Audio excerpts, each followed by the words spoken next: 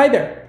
Welcome back. It's me, your internet buddy, Derek Lopez-Morrison, aka the Girth Master General, here to give you some more chicken soup for the soul, some more absolute wonderful content for you to enjoy on this nice little Sunday evening. Have you ever asked yourself what you would do if you had a time machine? If you could just go back and literally change anything in history? Have you ever gone and asked yourself like, hey, what would I do? I have, and this video is 5 things that I would for sure do that would probably change the course of history as we know it.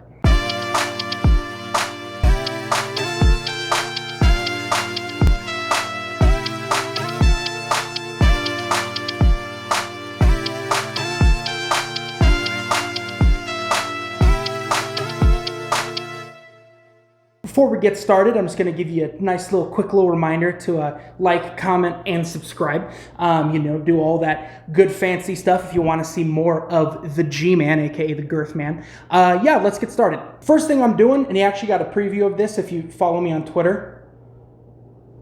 Side note, go follow the boy on Twitter. Then you know what this first one's gonna be. I'm going back in time and I'm giving Thomas Edison a large cup of McDonald's Sprite, and I just want to see what happens, right? Because here's the thing: McDonald's Sprite is battery acid mixed with TV static. It is a painful experience. If you've ever gone to a McDonald's and willingly poured yourself a cup of their own personal Sprite, you are a madman. You are a crazy person, because that stuff is pain. That's the kind of stuff that, like, you feel it in your chest, right? Like, it infiltrates your soul. It is just pain. So, like, if I were to take that back to someone who had no concept of what soda even was, right, and I just gave it to him, what would happen? Like, I have a feeling if you just give Tommy Boy a large cup of McDonald's Sprite, his brain would just malfunction because it wouldn't know what to do with it. Like, it wouldn't be able to process it, and his head would just explode. And like, at that point, do we still get the light bulb, right? Because, like, I know he was notorious for stealing things from people,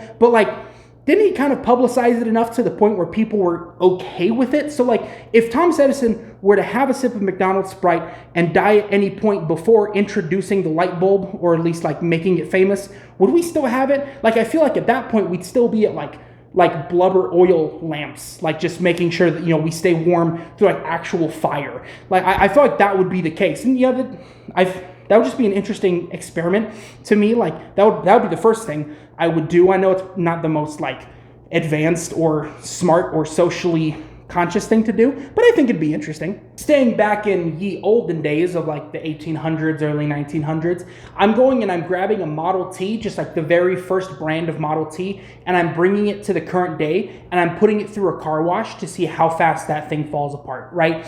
Because Model Ts were made basically of, like, cardboard and kerosene. They were just gross pieces of machinery that just, like, went up to 8 miles per hour and didn't function, like, correctly outside of that, like, at all. So if I were to put that into a car wash that is used now for, like, more heavy duty vehicles, how quickly would that thing just die, just go away? Like, and you're probably thinking, well, Derek, that's just, like, a really useless, like, use of a historic vehicle. Like, that's like the very first thing that we used to make, like, an actual car, right? Like, why would you do that? Because it's interesting. And if I can go back in time, I can go get another, right?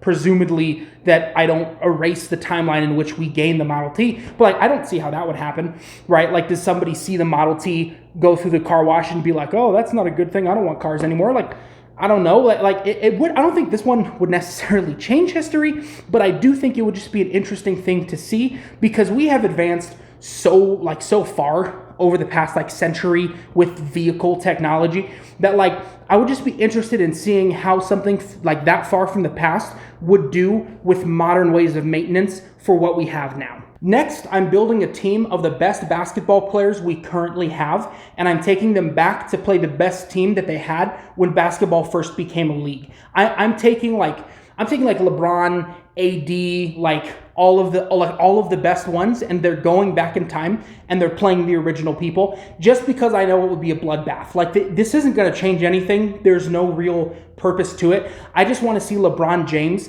like 7'5" LeBron James, dunk on like a 5'6" plumber who's just trying to get out of the house and get some exercise, right? Because like that's pretty much what the NBA was when it first started. It was just like, oh, I just need a reason to get away from the wife, you know? Like there was no like real structure to it. It wasn't taken as seriously. So if you just took people who like their life's goal has been to play basketball, like they've been playing since their youth, since like their childhood, and they're just mowing these people over. Like how, like, I mean, I guess if this is going to change time, it's going to like maybe actually stop basketball, because maybe if they're like, oh, these people are in the future, like we, you know, these are some terrifying things. I don't want to keep doing this. Like, I don't want to keep losing. I don't know. But like, I feel like if we were to do that and go back in time, and then I were to bring them back to the modern day, we would maybe have like better basketball players. Like, think about it, because they keep getting better as time goes on, right? Like you take a guy like Michael Jordan, who was really good, and then you go to like Kobe and then LeBron, and then you look at like modern guys like John Morant, and they're really good at what they do,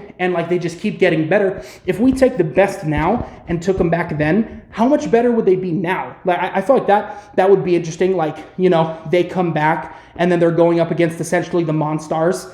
Like it's just like 11-foot monsters just putting their nuts in their face when they dunk on them. Like I feel like that would be an interesting time shift if that were to happen. In another sports-related time change, I'm going to go back in time to precisely when Babe Ruth was still in the league, and I'm going to give him the same stuff that Barry Bonds took. I'm talking like super like monster steroids, because back then with baseball, it was just like same thing with basketball. It was like old dudes just trying to catch, you know, some you know, exercise out, you know, outside of work and things like that. And like Babe Ruth was like 300 pounds hitting homers, right? Like how much better would he be if he was like the size of Barry Bonds? Like how much better would because like baseball is boring. I'm sorry, okay? It's fun to watch when it's good. It's fun to watch on like the World Series when the Astros are losing, right? But like it's not, other than that, it's just like a slow, boring sport. So like how much would that change if Babe Ruth was just like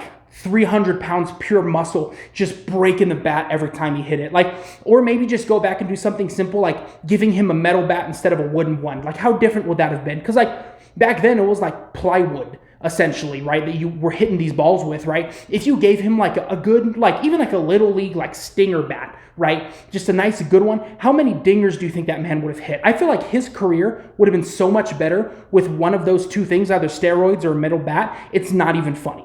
And finally, to cap off this video with, you know what, let's go with another McDonald's themed little conundrum. We're going full circle for this one. I'm going back in time to just basic humanity, like just got out of the caves. They're learning how to walk. They're spearfishing, like doing, you know, everything they needed to do. And I am bringing with me a pallet of fresh Big Macs, just like a 25-pound pallet of Big Macs. And I'm just plopping that thing in the middle of a settlement and walking away, right? And you're probably like, well, Derek, why would you do that, right? For the same reason I would give Edison the McDonald's Sprite, but on a much higher level, right? Because I feel like if you were to give the first human ever to know, like have consciousness and understand like, hey, I exist and I need to survive, and you gave them one of the most greasy, disgusting, unhealthy sandwiches we currently have like in the known planet sphere, right? If you were to give them that, I feel like that would like drastically change our cells and our biology, right? Like, and if this is a pallet that has like 100 Big Macs, right? Imagine they like portion this thing to like a good amount, and they're worshiping the sun god that brought them this pallet of Big Macs. And like that, like down the line, I feel like we would be like 90% Big Mac at that point, because there's so many preservatives and like gross stuff in the Big Mac, despite it, you know, it's like it tastes good, but it's horrible for you, right? Like, how much would that change humanity? Like, do you think that would evolve us to the point where like we like grew wings or something? Like it's such a different thing comparatively, and like the genetics of humans back then were so much different to the ones we are now. Like I feel like that would just instantly mutate us. Like we turn into like Pokemon, where like we just like gain a new ability after a certain age. Like that would be super cool. Like how crazy would it be You leave with a pallet of Big Macs in like 2012 and you come back to like 2050 and it's like, oh, we solved world hunger. Like somehow down the road through like the butterfly effect, we just solved all of the world's problems. Like